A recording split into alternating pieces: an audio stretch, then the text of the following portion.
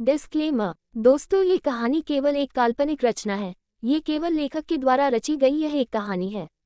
इसका वास्तविक जीवन से कोई भी संबंध नहीं है। कृपया आप कहानियों को केवल मनोरंजन की दृष्टि से ही सुने, और साथ ही अगर आप इस चैनल नॉवल स्टोरी 2.6 पर पहली बार आए हैं तो चैनल को सब्सक्राइब और वीडियो को भर भर लाइक करना ना भूलें। धन्यवाद। एपिसोड 49। आप साइन तो एन ने कर दिए थे, लेकिन बहुत कुछ गलत होने का अंदेशा हो रहा था। वो मुश्क की गाड़ी में चुपचाप सिकुड़ी बैठी थी। अब मुश्क ने कहा, आप इतनी हेल्पफुल है, क्या आप मेरी भी थोड़ी हेल्प कर सकती है? अब एन ने सवालिया नजरों से उसको देखा और एकदम बोली, प्लीज मुझे ड्रॉप कर दे, मैं अब किसी की कोई हेल्प नहीं करना चाहती। तब मुश्क ने कहा, प्लीज 5 मिनट की बात है, मेरी मॉम बहुत बीमार है और बहुत उदास रहती है, अगर आप एक बार उनसे मिलेंगी तो उनको बहुत अच्छा लगेगा। तब एन ने कहा, आपका दिमाग खराब है, मैं आपकी मॉम से क्यों मिलूंगी, प्लीज मुझे मेरे घर ड्रॉप कर दे।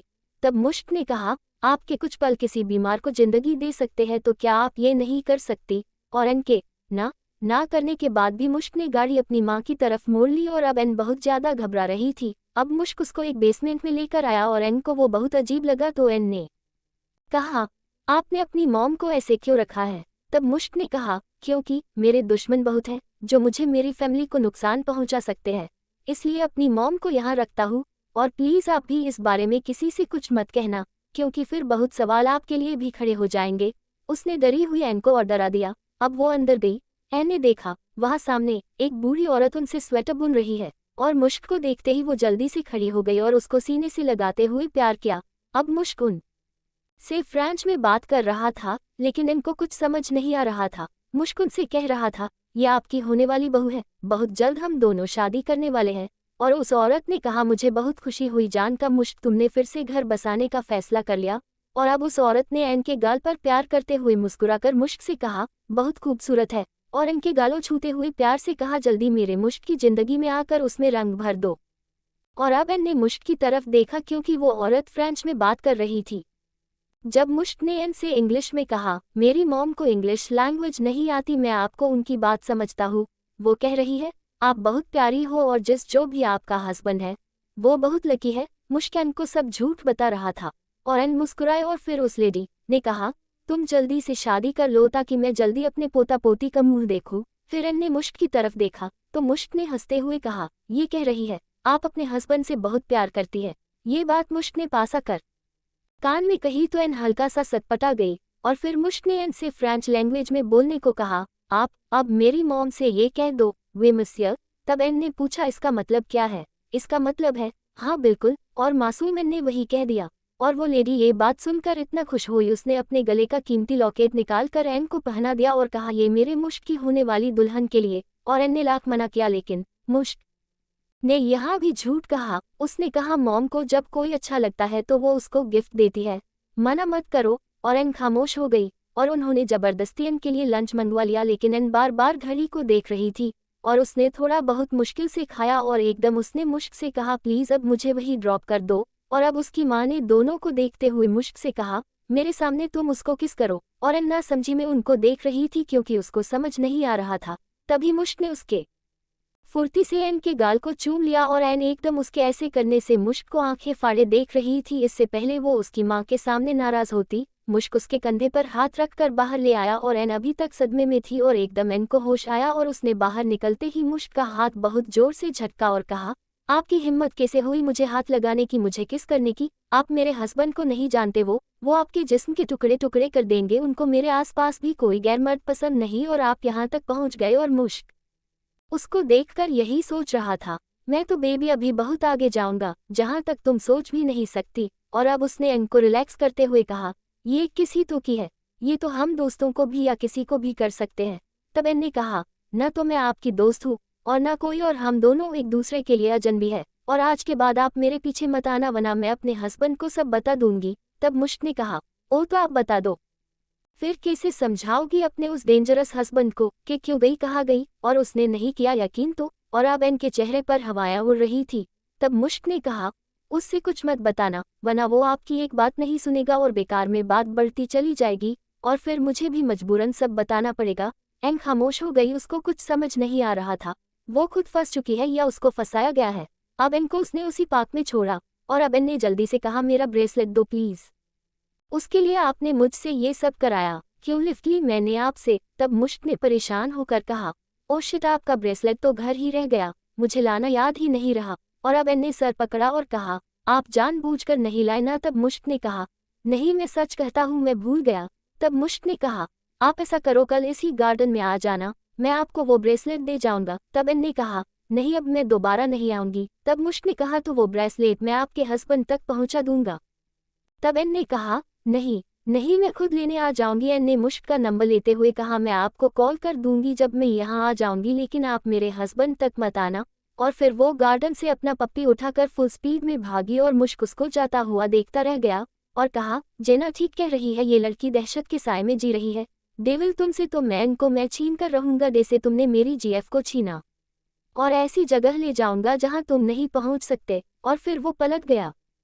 ये बात मुश्क नहीं जानता था वो डेविल किस हद तक पागल था इनके लिए, और इतना कुछ करने के बाद उसने कैसे सोच लिया वो उसको जिंदा छोड़ देगा। लेकिन उसने बेचारी एन को भी बुरी तरह फंसा दिया था, जिसका अंजाम बहुत बुरा निकलने वाला था, और ये बात एन भी जानती थी। अभी एन वापस होटल आई, डैनियल अब तक नहीं आया था, और उसने चैन की सांस ली। और अब एन फ्रेश होकर बैठी डैनियल की बातें सोच रही थी। एन, अगर तुम्हारे जिस्म का कोई भी हिस्सा किसी नॉन मेल ने छू भी लिया तो तुम्हारी बॉडी से और उस मेल की बॉडी से अलग कर दूंगा। अब एन ने अपने गाल पर हाथ रखा जहां पर मुश्क ने उसको किस कर दिया था।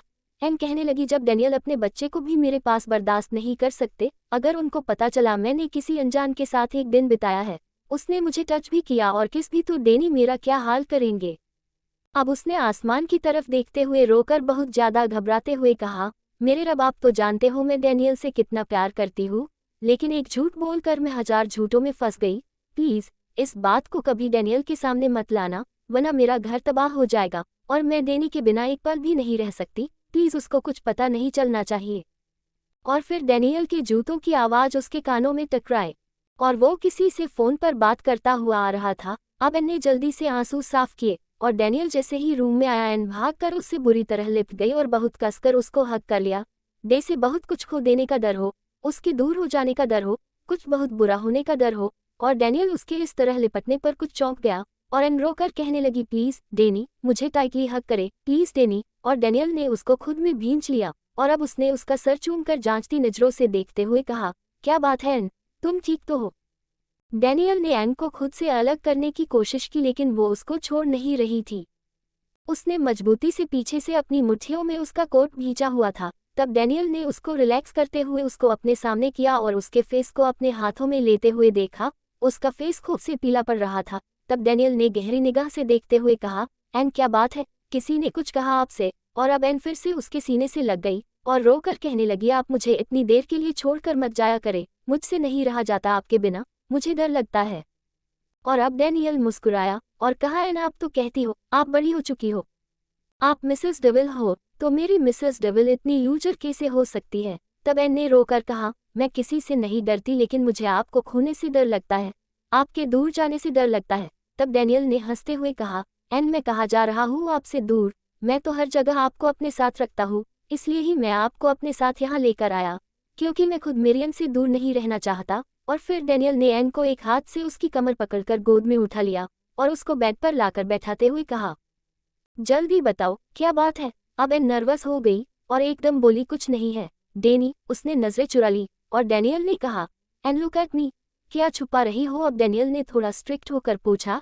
एन ने फिर कहा, नहीं नहीं, कुछ नहीं छुपा रही, मैं क्यों आपसे कुछ छुपाऊंगी? और अब एन एकदम बात बदली, डेनी प्लीज आप कल कहीं नहीं जाएंगे, आप कल मेरे साथ रहेंगे प्लीज। तब डैनियल ने मुस्कुरा कर कहा, okay I will spend the whole day tomorrow with you, और उसके माथे को चूमकर बाहर निकल गया और स्विमिंग पूल के पास आकर कहा, मैनेजर को कॉल करते हुए कहा, एंड्रू, सेंट जोसेफ गार्डन की आज की सारी सीसीटीवी फुटेज मेरे लैपटॉप पर भेजो। और एंड्रू ने ओक कहकर फोन बंद कर दिया।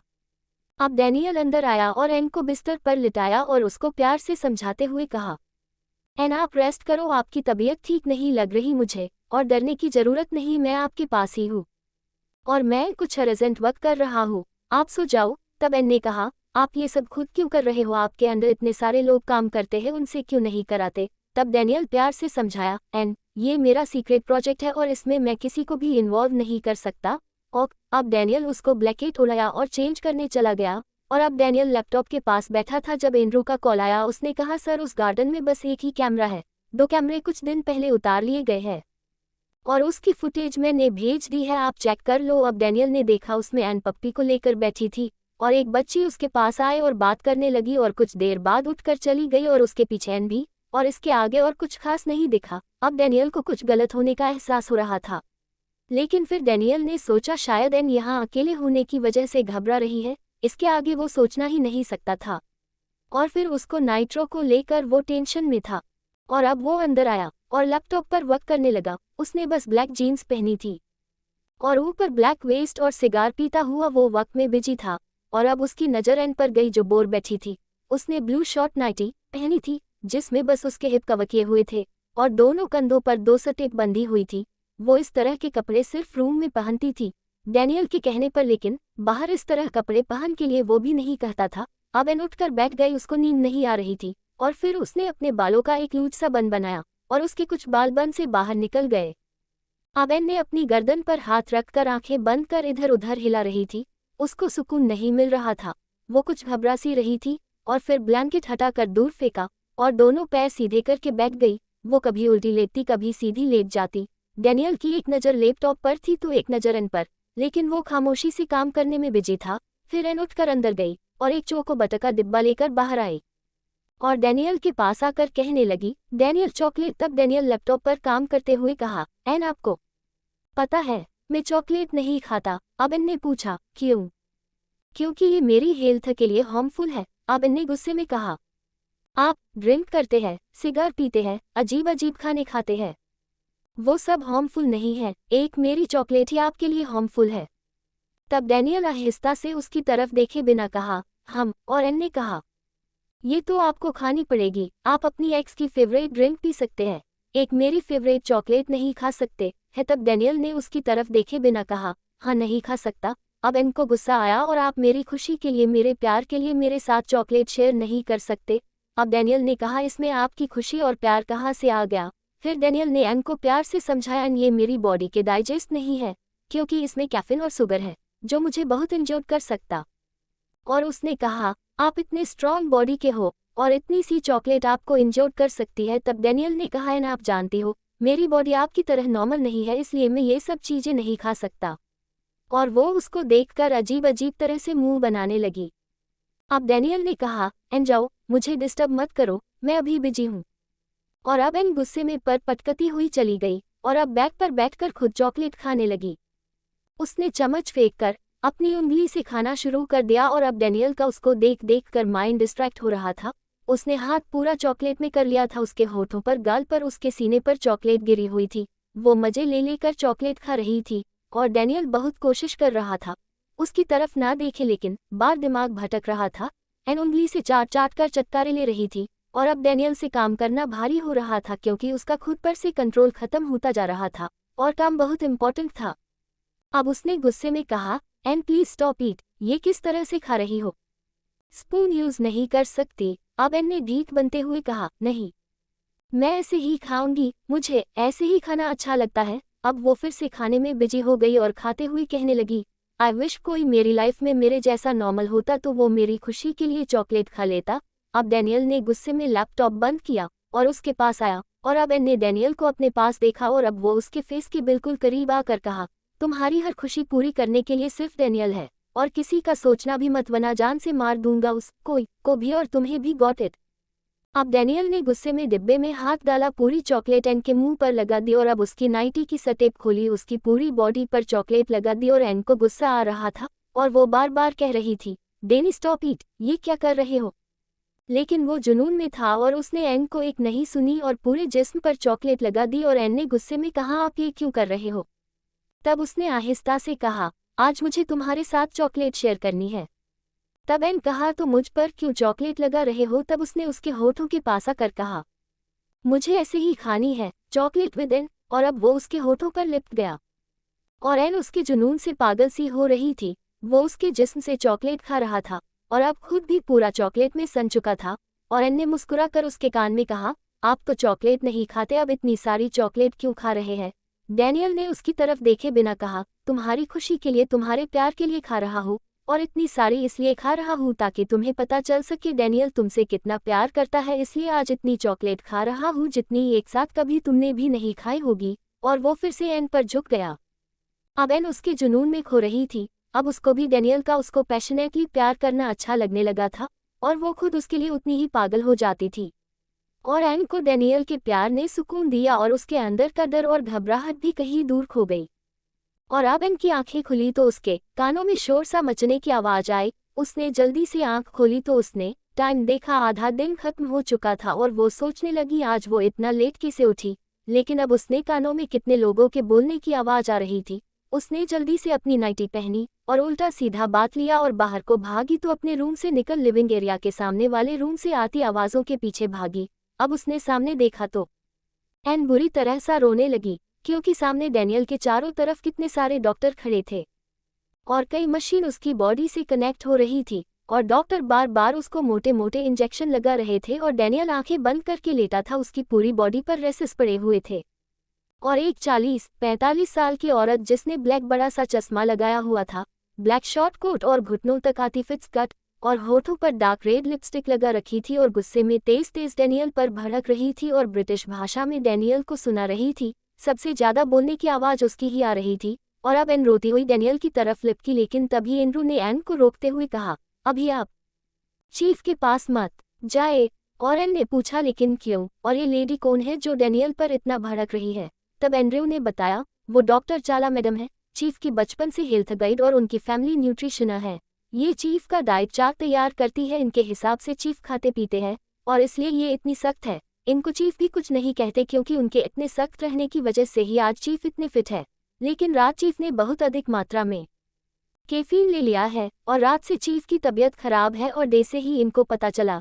ये रोमानिया गई हुई थी और अब सीधी यहाँ आई है और अब आप गई तो वो आपको भी सुना देंगी क्योंकि चीफ की हेल्थ को लेकर वो किसी की नहीं सुनती। और अब एन डैनियल को इस तरह देखकर खड़ी हुई रो रही थी क्योंकि उसने तो आज तक उसको फीवर में भी नहीं देखा था क्योंकि वो फिजिकली बहुत स्ट्रांग था। लेकिन अब वो बिल्कुल खामोश लेटा था और अब एन को अपने ऊपर गुस्सा आ रहा था। उसने ही मजबूर किया था डैनियल को चॉकलेट खाने के लिए।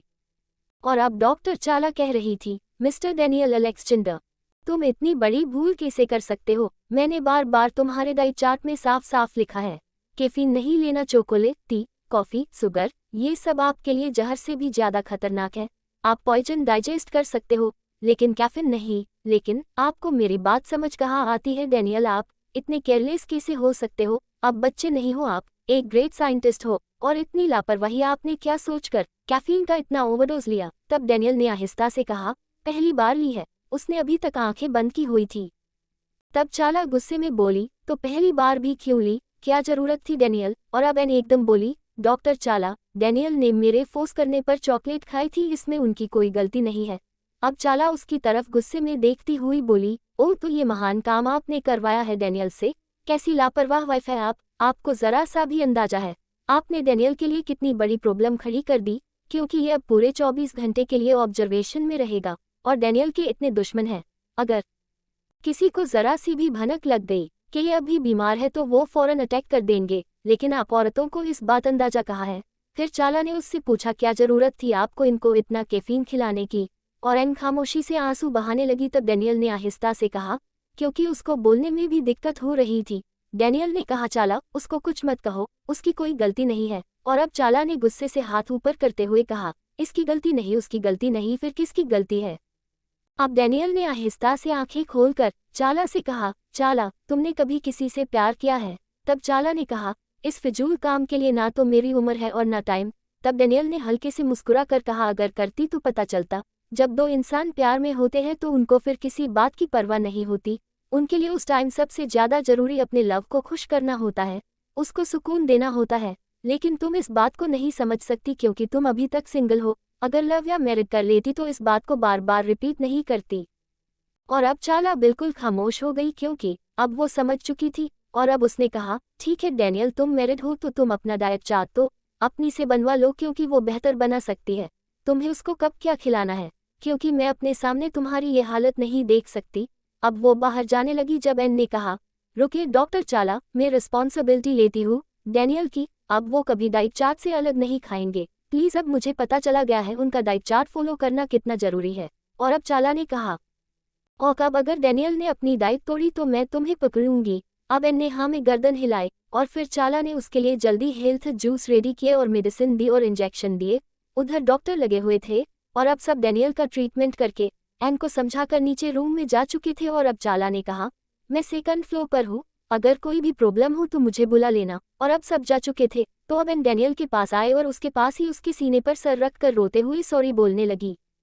अब डैनियल ने प्यार से उसके सर पर हाथ फेरते हुए आहिस्ता से कहा, रो क्यों रही हो? तब एन ने कहा, आपको पता था इतना नुकसान होगा तो चॉकलेट क्यों खाए? तब डैनियल ने आहिस्ता से आंखें खोलकर उसके चेहरे को अपने हाथों में लेकर कहा, क्योंकि मैं तुमसे बहुत ज्यादा प्यार करता हूँ, तुम्हारी खुशी के लिए, तुम्हारे प्यार के लिए मर भी सकता हूँ। बस आज के बाद कभी ये मत कहना एन कोई होता, क्योंकि मुझे बहुत हर्ट हुआ था ये सुनकर, क्योंकि तुम्हारे लिए सिर्फ डैनियल है। इन होठों पर किसी का भी नाम और इस जिस्म पर किसी का भी साया नहीं पड़ना चाहिए एन। मैं तुम्हारे लिए हर दर्द सह सकता हूँ, हर तकलीफ बर्दाश्त कर सकता हूँ, लेकिन तुम्हारी जरा सी भी बेवफाई बर्दाश्त नहीं कर सकता एन, क्योंकि अगर तुमने जरा भी मुझसे बेवफाई की एन तो मैं जीते जी मर जाऊंगा, बस इतना याद रखना। और अब एन की आंखों से लगातार आंसू बह रहे थे। अब उसने फिर से डैनियल के सीने पर सर रख लिया और खामोशी से आंसू बहाने लगी। और एन ने देखा डैनियल अब सो चुका है, क्योंकि डॉक्टर चाला ने बताया था कुछ देर में वो 24 घंटे के लिए बेहोश हो जाएगा।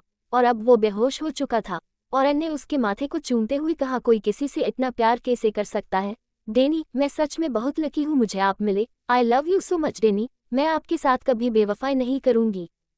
और अभी एन उस पर ब्लैंकेट ढककर पलट ही रही थी जब डैनियल के फोन पर एक कॉल आया।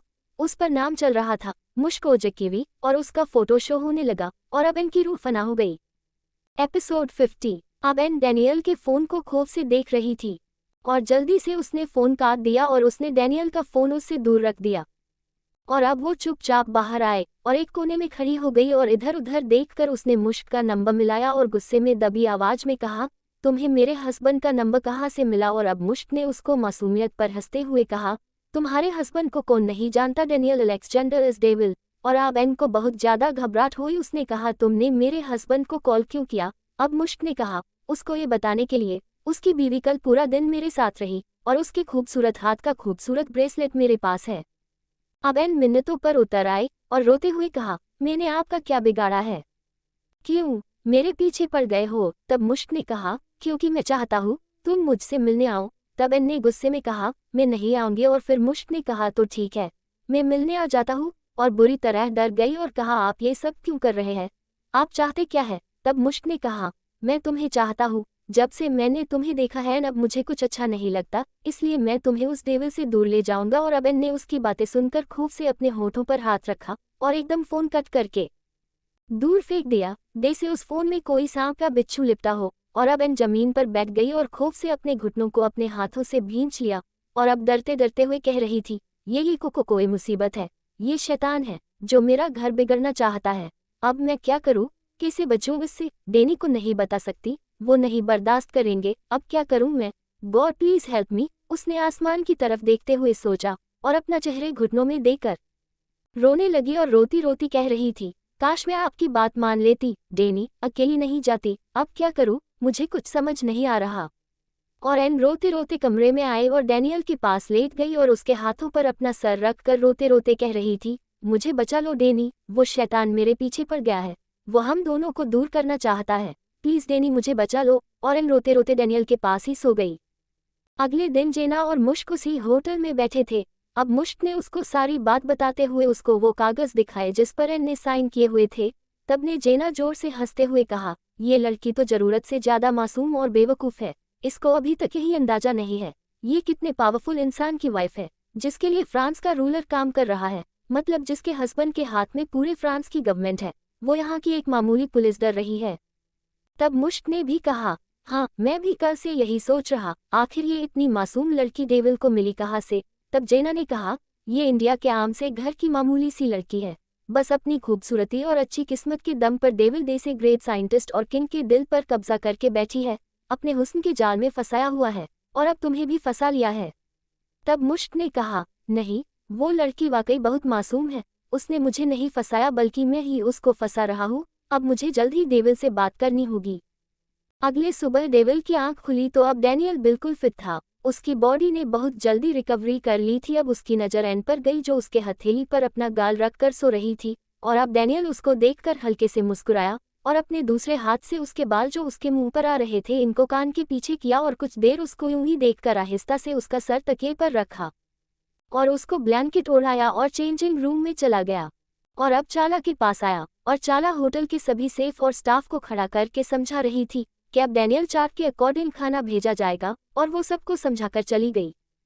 और अब डैनियल ऊपर रूम में आया और अब शोले बरसाती नजरों से एन को देख रहा था, क्योंकि एन गोद में पप्पी लेकर बैठी थी और वो पप्पी अपनी जीभ से एन को चाट रहा था। उसके दोनों पंजे एन के सीने पर थे और वो अपनी जीभ से कभी एन के गालों को कभी उसकी नाक को होठों को चाट रहा था, और एन बार बार उसके बालों में मुंह देकर हंस रही थी, उसको प्यार कर रही थी। और अब डैनियल गुस्से से दहाड़ा एन, और एन ने एकदम करंट सा खाकर खड़ी हो गई और पप्पी को खुद से दूर फेंका। और अब डैनियल खतरनाक नजरों से उस पप्पी को घूर रहा था और एन उसके इरादे जानकर कांपने लगी और उसने आहिस्ता से कहा, देनी नहीं।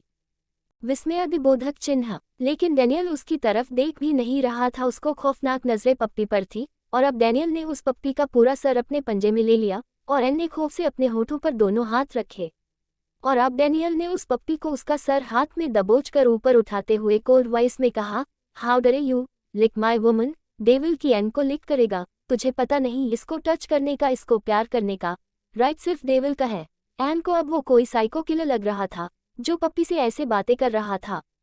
डे से वो सब समझ रहा हो और पप्पी उसके हाथों में बुरी तरह झटपटा रहा था और एन खड़ी खड़ी रो रही थी, लेकिन उसकी इतनी हिम्मत नहीं हो रही थी उसको रोक दे। और अब डैनियल ने उस पप्पी का पूरा सर अपने पंजे में कुचल दिया और एन ने चीख मार कर आंखें बंद कर ली कि उससे देखा नहीं जा रहा था, और उस पप्पी की आंखें जीभ सब बाहर आ गई और उसके सर का चूरा हो गया और पूरे फर्श पर खून ही खून हो गया और डैनियल का पूरा हाथ भी अब खून में भीग चुका था। अब वो वॉशरूम में गया और बाहर आया तो एन अभी तक उसी जगह बैठी हुई रो रही थी जहां पप्पी का खून पड़ा था। और अब डैनियल उसको गोद में उठाकर दूसरे रूम में ले आया और बेड पर बैठा दिया और एन बिल्कुल खामोश थी। अब एन उस इंसान को देखकर सोच रही थी, मैं इस शख्सियत को कभी समझ नहीं पाऊंगी। कभी ये दुनिया का सबसे अच्छा मेहरबान इंसान लगता है, कभी शैतान जानवर के जैसा बेरहम। देसे इससे ज्यादा कोई बुरा ही नहीं है इस दुनिया में, एन उसको देखकर सोच रही थी। और अब डैनियल बिल्कुल नॉर्मल था और एन के बाल कानों के पीछे करते हुए कहा, थैंक गॉड करो वो इंसान नहीं था, बस एक पप्पी था, वरना उसका इससे भी ज्यादा बुरा हाल होता, और साथ में तुम्हारा भी। अब एन ने रोकर कहा, क्यों करते हैं आप ऐसे, उस बेचारे पप्पी को मार दिया। तब डैनियल ने अपनी उंगलियों से उसके गाल सहलाते हुए सख्त लहजे में कहा, क्योंकि एन मुझसे बर्दाश्त नहीं होता तुम्हें मेरे सिवा कोई भी टच करे, प्यार करे, मैं सब कुछ बर्दाश्त कर सकता हूँ, लेकिन तुम्हारे जिस्म का मेरे सिवा किसी और का छूना मुझसे बर्दाश्त नहीं होता एन, नहीं होता बर्दाश्त। अब वो जुनून और गुस्से में बोला, अब चाहे तुम ये मेरा पागलपन समझो, मेरा प्यार समझो या मेरा जुनून समझो या कुछ भी समझो, मुझे फर्क नहीं पड़ता, लेकिन तुम्हें मैं बार बार समझा रहा हूँ, तुम बस मेरी हो एन, बस मेरी। और अब एन ने उसकी बातें सुनकर गुस्से में लेकिन आहिस्ता कहा, तो ऐसा करे डैनियल, मेरे लिए एक ताबूत बनवा ले और उसमें मुझे बंद कर दे। जब आपका मन करे मुझे यूज़ करे और फिर से उसमें बंद कर दे, क्योंकि अगर मैं बाहर रही तो लोगों से मिलूंगी भी, बात भी करूंगी, वो भी मुझसे बात करेंगे, मुझे हाथ भी लगाएंगे। तब डैनियल ने उसकी बात काटी और कहा, क्यों मिलोगी तुम किसी से, क्यों बात करोगी किसी से, क्यों तुम्हें कोई टच करेगा और क्यों तुम किसी को टच करोगी। तब एन ने बेबसी से कहा, डैनियल मैं इंसान हूँ, कोई सामान नहीं हूँ जो एक कोने में पड़ा रहेगा, मैं भी इंसानों से मिलना चाहती हूँ, बात करना चाहती हूँ। अब डैनियल ने गुस्से से उसका मुंह भींचते हुए कहा, क्यों चाहती हो, क्या मैं काफ़ी नहीं हूँ तुम्हारे लिए, जितनी बात करनी है तुम्हें करो, मुझसे बात करो, मैं बैठा हूँ तुम्हारे सामने, मैं 24 आवर्स अवेलेबल हूँ तुम्हारे लिए, फिर क्यों तुम्हें किसी और की ज़रूरत है, बताओ मुझे। अब एन बेबस नजरों से डैनियल को देख रही थी, डे से कह रही हूँ मैं कैसे समझाऊँ तुम्हें। अब उसकी आंखों से आंसू बहने लगे और अब डैनियल ने उसका मुंह छोड़ा और उसको अपने सीने से लगाते हुए कहा, तुम्हें किसी की ज़रूरत नहीं है, तुम मेरे लिए और मैं तुम्हारे लिए काफ़ी हूँ। तीसरी हम दोनों के बीच हवा भी गुजरी तो मैं उसको भी रोक दूंगा। एन अब उसकी बातों से उसकी जुनूनी प्यार से डरने लगी थी। उसका प्यार एन के लिए कैद बनता जा रहा था, लेकिन ये कैद उसने अपनी मर्जी से चुनी थी, क्योंकि एन को इस कैद करने वाले से प्यार हो गया था। अब वो खामोशी से डैनियल से अलग होकर विंडो के पास खड़ी हो गई। अब फिर डैनियल उसके पास आया, लेकिन उसने आहिस्ता से हाथ छुड़ाते हुए कहा, डेनी प्लीज लीव मी अलोन। तब डैनियल ने आहिस्ता से उसके गाल पर हाथ रखते हुए कहा, आई कांट लीव यू, और अब वो अंदर चला गया। और अब कुछ देर बाद पूरे रूम फुल साउंड म्यूजिक बजने लगा और एन ने देखा डैनियल ब्लैक जीन्स में था जो जगह जगह से कटी हुई थी और एक ब्लैक वेस्ट पहना था और सर पर ब्लैक गोल हेड था। उसकी जीन्स में एक साइड चेन लटकी थी, हाथ में उसने ब्लैक ग्लव्स पहने थे। वो एक परफेक्ट डांसर लग रहा था और अब फुल साउंड म्यूजिक बजा और एन अब डैनियल को आंखें फाड़े देख रही थी, जो जबरदस्त ब्रेक डांस कर रहा था। अब वो कहीं से भी कुछ देर पहले वाला डेविल नहीं लग रहा था, ये तो एक मौज मस्ती से भरा एक चुलबुला सा लड़का लग रहा था और वो इतना परफेक्ट डांस कर रहा था जैसे एक बहुत बड़ा डांसर हो। एन की नजरें नहीं हट रही थी उस पर से। एन का मुंह और आंखें दोनों फटी हुई थी और इतना फास्ट डांस कर रहा था एन को आंखें नहीं टिक पा रही थी। अब वो डांस करता हुआ एन के पास आया और सॉन्ग गा रहा था, I used to believe we were burning on the edge of something beautiful, selling a dream, smoke and mirrors keep us waiting on a miracle, say, go through the darkest of days. Heaven's a heartbreak away, never let you go, never let me down. Oh, it's been a hell of a ride, driving the edge of a knife. Never let you go, never let me down. Don't you give up, na na na. I won't give up, na na na. Let me love you. Say, go through the darkest of days. Heaven's a heartbreak away. Never let you go, never let me down. Oh, it's been a hell of a ride, driving the edge of a knife. Never let you go, never let me down. Don't you give up, na na na. I won't give up, na na na. Let me love you. Don't you give up, na na na. I won't give up, na na na. Let me love you. Oh baby. और अब Daniel ने N का हाथ पकड़कर अपने पास खींचा और उसको अपने साथ सालसा डांस कराया और एन को तो जैसे उसके साथ चक्कर आने लगे थे। एन ने एक हाथ से अपना सर पकड़ा और घूमती हुई डैनियल से दूर हुई और अब डैनियल उसके पेट पर कमर पर गुदगुदी कर रहा था और एन बुरी तरह से हंसते हुए प्लीज कर रही थी। डैनियल का मकसद उसको खुश करना था, उसको मनाना था और उसको खुश करने के लिए वो कुछ भी कर सकता था और अब एन खुश हो गई थी और अब उसने एन को गोद में उठाकर स्विमिंग पूल गिरा दिया। अब वो दोनों फुल मस्ती कर रहे थे और अब एन हंस रही थी और डैनियल भी ऊपर फेस उठाकर हंस रहा था। एन उसको देख रही थी और खुद से कहने लगी, क्या है ये इंसान भी है या कुछ और। जब भी दिल से दूर होता है फिर अपने एक नए अंदाज से मेरे दिल में और अंदर तक उतर जाता है। डेनी के सब रूप मेरा दिल लूट लेते हैं सिवाय एक के, और आज फिर से इसने अपना नया रूप दिखाकर मुझे अपना दीवाना बना लिया। और अब एन पानी में चलती हुई उसके पास आए और अब डैनियल ने उसका फेस अपने हाथों में लिया और उसके माथे से माथा टीका कर आई लव यू कहा और अब डैनियल ने उसको कमर से पकड़कर थोड़ा सा ऊपर उठाया और अब वो दोनों एक दूसरे को पैशनेटली किस करने लगे। अब एन सोफे पर बाल लटका कर बैठी थी और डैनियल उसके बालों को ड्रायर से सुखा रहा था क्योंकि उसको ठंड लगने लगी थी। और एन साथ में बेला को मैसेज करके पूछ रही थी क्या डैनियल को डांस भी आता है। और अब बेला जोर से हंसते हुए कहा, इडियट लड़की, वो जबरदस्त डांसर है। कॉलेज टाइम में लड़कियां दीवानी थी उसके डांस की और कई कंपटीशन जीते थे उसने डांस में, लेकिन जब उसकी फैमिली खत्म हुई उस दिन के बाद उसने कभी डांस नहीं किया। लेकिन तुम ये पूछ रही हो। तब एन ने कहा, क्योंकि डैनियल ने अभी मुझे अपने डांस का जलवा दिखाकर अपना दीवाना बना लिया है। तब बेला ने कहा, एन तुम बहुत लकी हो, वो तुम्हारे लिए वो सब कुछ कर रहा है जो उसने कभी किसी के लिए नहीं किया। वो सच में तुमसे बहुत प्यार करता है। और एन ने मुस्कुरा कर कहा, आई नो। और अब उसको बाय बोलकर फोन रख दिया और डैनियल अब बाहर जा चुका था। डैनियल फोन पर मैनेजर से बात कर रहा था। एंड्रू ने कहा, चीफ एक गुड न्यूज़ है, आपका प्लान कामयाब हो गया। जेना मुश्क के खास बंदे तक पहुंच गई और उसने हमें सारी जानकारी दे दी। उसने बताया मुश्क की माँ जिंदा है जिससे वो छुप छुप कर मिलने जाता है और उसने एक नई बात और बताई है कि उसकी लाइफ में फिर कोई लड़की आई है जिससे वो शादी करना चाहता है। अब डैनियल ने कहा, वेरी गुड, पता लगाओ कौन है वो लड़की और उठा लो उसकी माँ को भी और उस लड़की को भी। अब नाइट्रो तो उसका बाप भी देगा। जब उसको पता चलेगा उसकी न्यू गर्लफ्रेंड का भी वही हाल होगा जो उसकी टोरी का हुआ था। वो डेविल को अभी जानता नहीं है। और डेविल ने फोन बंद कर दिया और अब वो वापस एन के पास आया जो अभी तक सोफे पर बाल फैला कर लेटी थी। अब डैनियल ने एन की गोद में सर रखते हुए कहा, एन आपको अपने इतने लंबे बालों से प्रॉब्लम नहीं होती। तब एन ने मुस्कुरा कर कहा, मुझे अपने बाल बहुत पसंद है, मेरी मामा बहुत मेहनत करती थी मेरे बालों पर। तब एन ने पूछा, क्या आपको मेरी बाल पसंद नहीं। तब डैनियल मुस्कुरा कर कहा, मुझे तो आप सर से लेकर पैर तक पसंद हो और उसके गाल को थपका। अब चलो डिनर करते हैं। अब एन ने हंसते हुए कहा, डॉक्टर चाला से परमिशन ले ली खाने की, और डैनियल ने हंसते हुए उसका गाल खींचा, और अब दोनों डिनर कर रहे थे। डैनियल इनको चॉपस्टिक से खाना सिखा रहा था, लेकिन इनका नहीं पा रही थी। अब डैनियल ने कहा, ऐसा करो आप बैठो, मैं आपको खिलाता हूँ, आप रहने दो। और डैनियल ने उसको अपने हाथों से खाना खिलाया, और तभी डैनियल के फ़ोन पर रिंग हुई और उस पर फिर मुश्किल लिखा हुआ आ रहा था, और एन का चेहरा एकदम पीला पड़ गया। और डे से ही डैनियल फ़ोन उठाने चला। एकदम एन बोली, नहीं नहीं डैनी, फ़ोन मत उठाना। अब डैनियल ने एन की तरफ देखा, और डैनियल एन को अजीब तरह से देखते हुए कहा, मेरी कॉल अटेंड करने से आपको क्या प्रॉब्लम है? और एन ने एकदम फ़ोन छीनकर दूर बेड पर फेंक दिया, क्योंकि अभी तक डैनियल को नहीं पता था फ़ोन किसका है।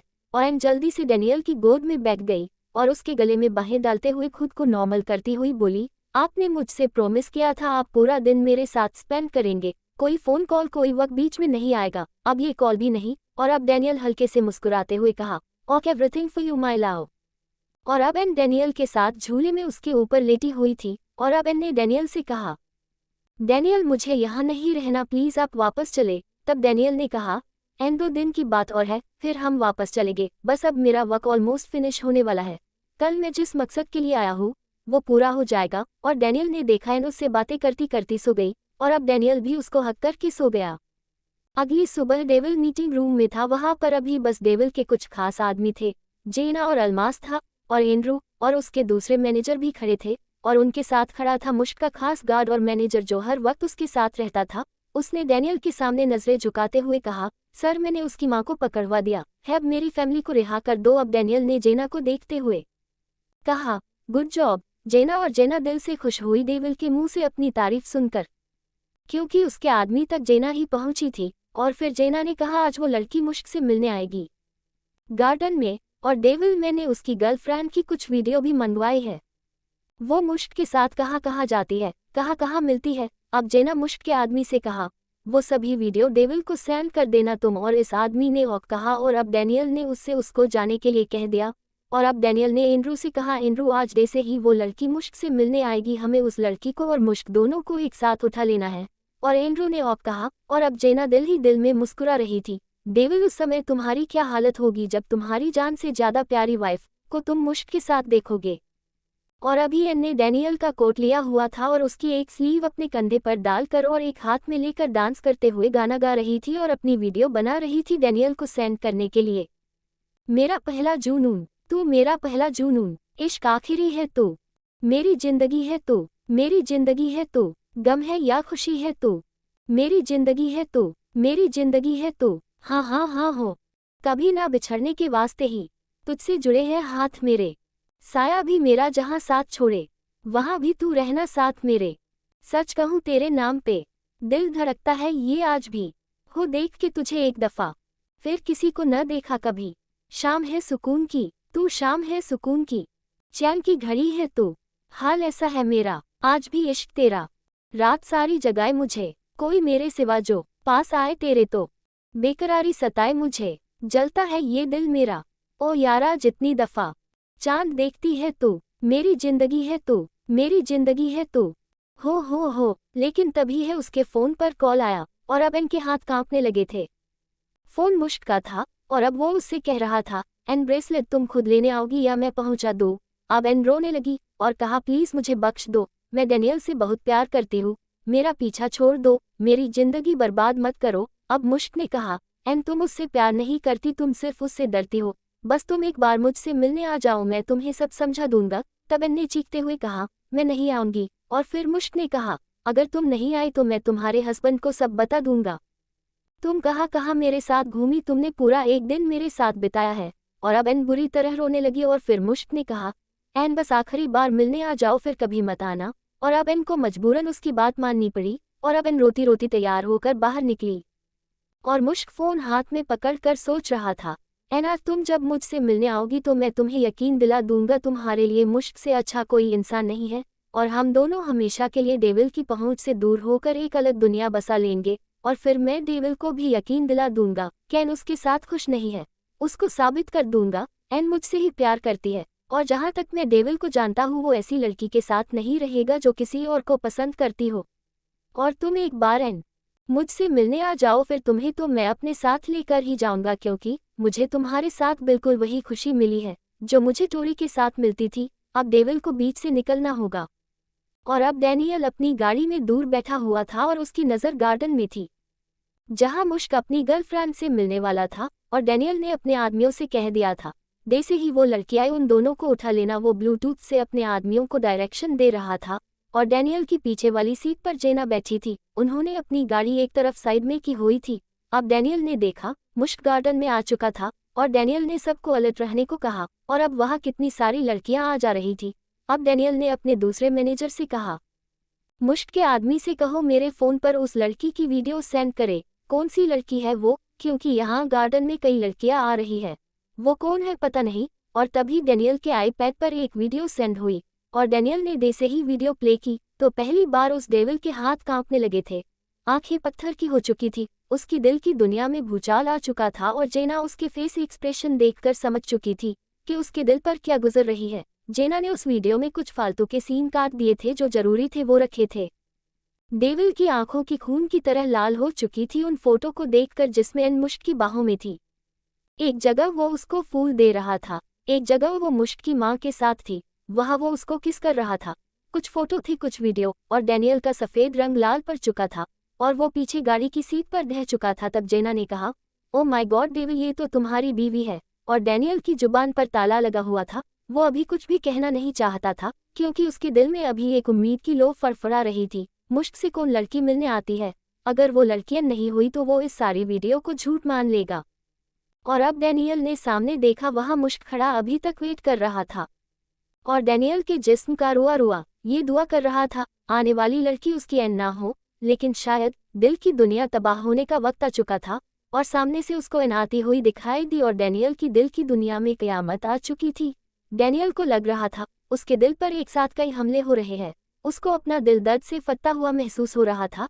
आज फिर वही तकलीफ महसूस हो रही थी जो 17 साल पहले उसकी फैमिली के ख़त्म होने पर हुई थी, क्योंकि उस दिन भी डैनियल का सब लूट चुका था और आज भी सब लूट चुका था। तो दोस्तों, आगे क्या होगा यह जानने के लिए इस स्टोरी को सुनते रहिए सिर्फ और सिर्फ novel_story_2.6 चैनल पर भी।